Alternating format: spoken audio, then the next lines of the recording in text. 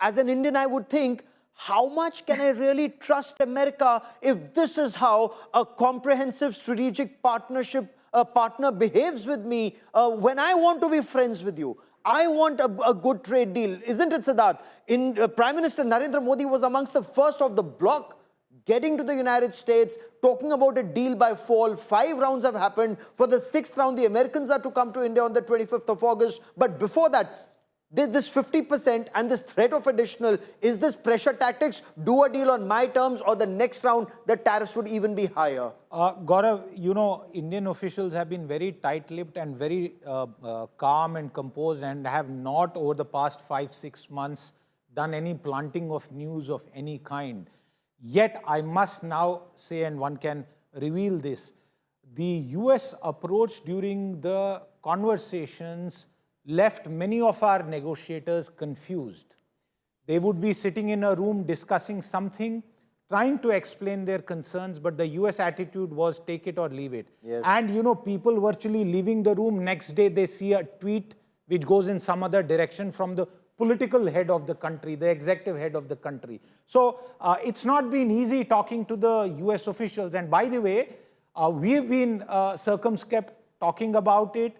Go look at what the Japanese have said on record. Look at Switzerland. Look at so many other countries. They don't even know who they are talking to and what the United States wants from a so-called partner country. If we engage for so much time, and if agriculture was such an issue, why not do a piecemeal by piecemeal deal? India repeatedly put on the table that we can do a early harvest kind of early bilateral trade pact by October, November, and we can keep talking about the rest over the remaining months. Yet you want all of it in one day. That's not going to happen. You cannot push around India like this. And I think it's, while there may be short-term pain, certain sectors, certain exports will get impacted, but we have gone through this pain delivered by the United States in the past a few times, and I don't think that's going to change. So I strongly disagree with this feeling or this voice on our show, and with all respect, I say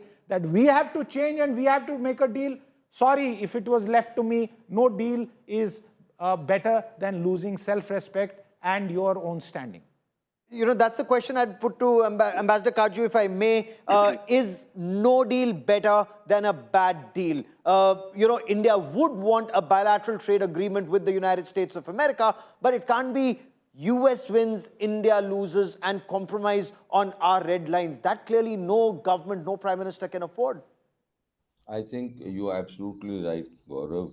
No prime minister of India, no political leader can give up the interests of, as we know, 50% of our people.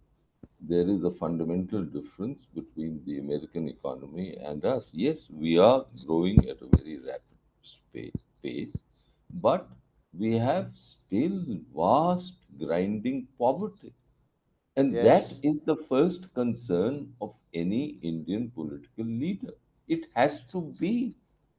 And that is something which I find that the President Trump just doesn't seem to understand. Point one. Point two, I think the years since 1947 and the India-American relationship as it has evolved, and I, for one, favor a good relationship between us and the Americans.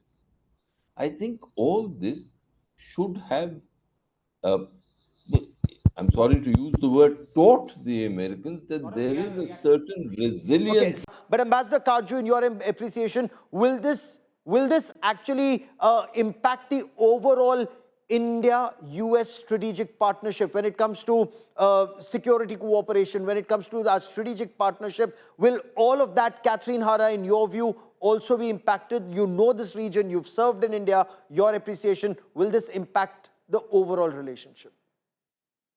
Well, I can't see that it won't impact. I've seen some rough times in the relationship, so have you, and it's distressing to see how fast it can come apart. That being said, I still think there's room for an off-ramp even on this negotiation.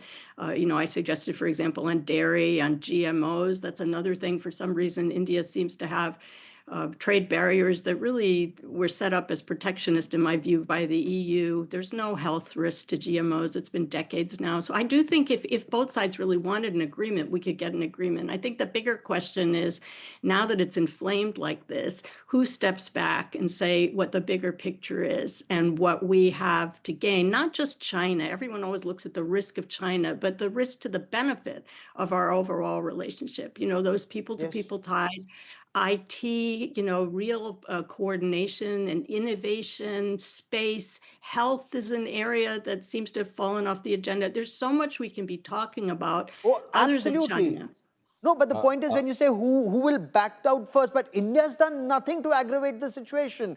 US wanted India to buy that oil. You have, Ambassador Garcetti is on record to say this: buy oil from there, refine it, export it to the world. That's exactly what India is doing. So where is India wrong? Why is Donald Trump behaving this way? With respect, India has been on the wrong side, in my view, of the Russia war for a while now. And I do think if maybe there were officials who said buy oil, I can remember our then Defense Secretary Austin saying, by all means, don't buy Russian oil. So I think it's not. No, but where else do you get them? Why should that war be more important? I mean, that's not India's war.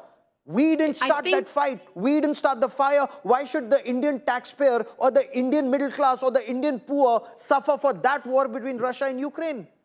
See, I can't get behind that kind of an argument. I think you have to kind of look at who's the aggressor and who's not. But we don't have to relitigate Right now, it's the US that's the aggressor against India on trade, is my, if I may, but will it, go on, ma'am, please complete your point. Go on, ma'am. Yeah, I mean, I don't think it's helpful to relitigate. My own point is, though, that I can understand the whiplash now, whereas before, even with the first, Biden administration saying you shouldn't buy Russian oil, that did not detract from the overall relationship, even with So the tell me UN. this, Catherine. No, Catherine Hada, just tell me this.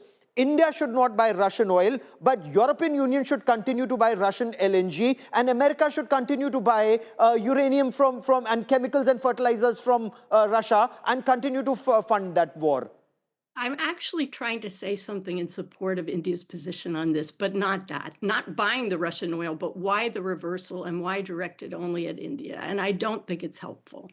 So I do agree with you on that, even though I do not agree that India had no choice but to buy Russian oil or to vote as it did or not vote in the UN. I believe that India's been on the wrong side of this issue, but that's not an excuse.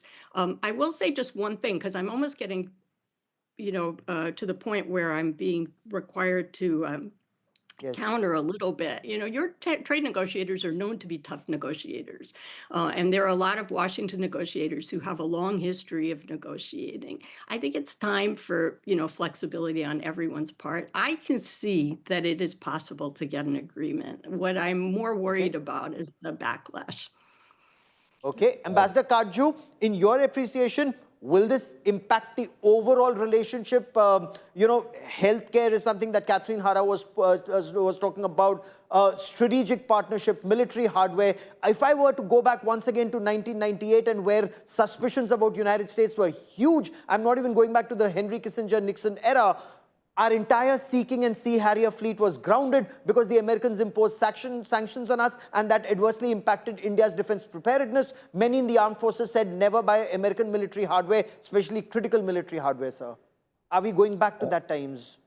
I think there are segments of industry in India and in the United States. There are segments within the security sector in both countries who would favor the continuance of a strong relationship. I think there is bipartisan support in the US Congress on a strong relationship. But there is one aspect which is worrying me. And that is, Gaurav, and I would urge you to have a look at the US State Department statement, which came after Ishaq Dar's meeting on July 25th with the US Secretary of State, Marco Rubio. In that statement, the US expressed great appreciation Yes. for Pakistan, Imagine. which was acting, according to them, as an intermediary with Iran. in continuing American conversations with Sir,